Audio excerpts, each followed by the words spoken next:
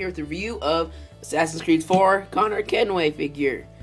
No clue who it was made by because I just picked this up for my allowance because it's Connor. And Connor's awesome. It's Assassin's Creed 4, the toy line is. And here he is. Quick 360. It's pretty much every detail you would really want for the figure, the character. So, yeah. Now, on to Articulation. Actually.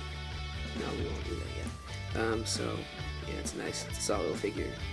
Comes with pretty much every accessory you'll need. So, I'll show you guys that now. So, Connor's accessories include both of his flintlock pistols. So, those are nice. They're flat, though. His assassin blade, which is nice silver paint. I like it a lot. His bow. Here's his bow, and this is actually like a nylon flexi string. So it's a nice little bow. And then you have his trademark tomahawk, which the paint on it is really nice. There are some paint apps that are missing, but overall it's a nice little accessory. And the paint wear they actually have on the head of the tomahawk is really nice. The metal. Then this part is carved out and it doesn't have the paint. It's first hand. So Connor has the ability to wield all of his individual accessories, which is quite nice. I'd say the accessories of this figure really do make the figure. You give him some pretty decent poses, especially with by far my favorite accessory is definitely his tomahawk. It's quite very nice. You get some pretty impressive poses as to be without his signature sass weight. As you see, it mounts on his wrist, and it can also be held in hand. You can't tell me that the ability to hold it in his hand like he did in the game when he was battling isn't pretty awesome. It does allow for storage of almost all of his weapons, so you can take his flintlock pistols and put them into the holsters here on the sides, which are, in my opinion, pretty nice, and they do hold on very well. Really the only thing that the problem is with the flintlock pistols, I think, is that I think they were pretty much just designed to be put into the holsters and nothing else. But like when I was playing the game, all I ever used for his projectiles was the bow. But you can see, there we go, they're now in there. It looks pretty awesome. And then, yeah, and you can take the bow here and just sling it over his shoulder, like in the game. And what I do is I just shove it in there.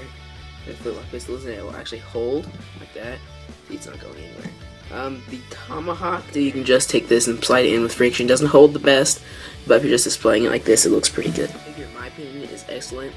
On his assassin gauntlet, all the painted details there, even on the side that is covered up by the assassin blade, is all painted in gunmetal.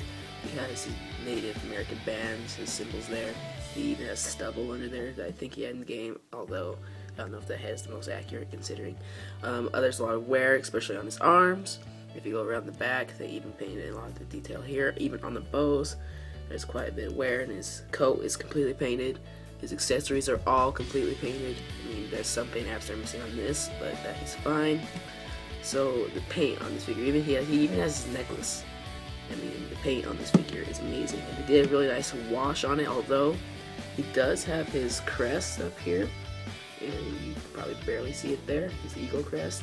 I wish they might have fleshed that out a little bit more, but it looks great, and I love his paint job either way.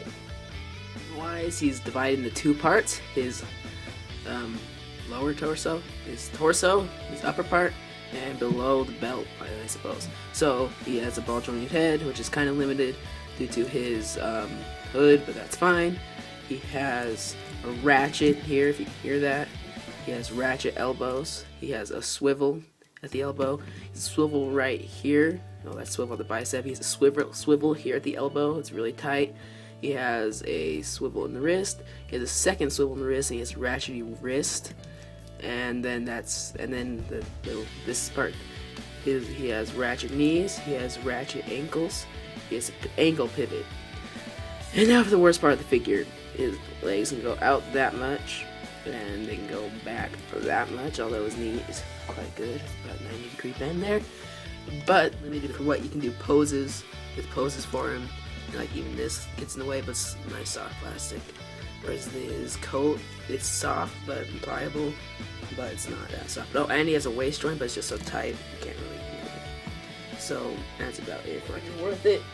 I'd say only if you had to have the Connor Kenway figure, because Connor is my personal favorite assassin from the game series.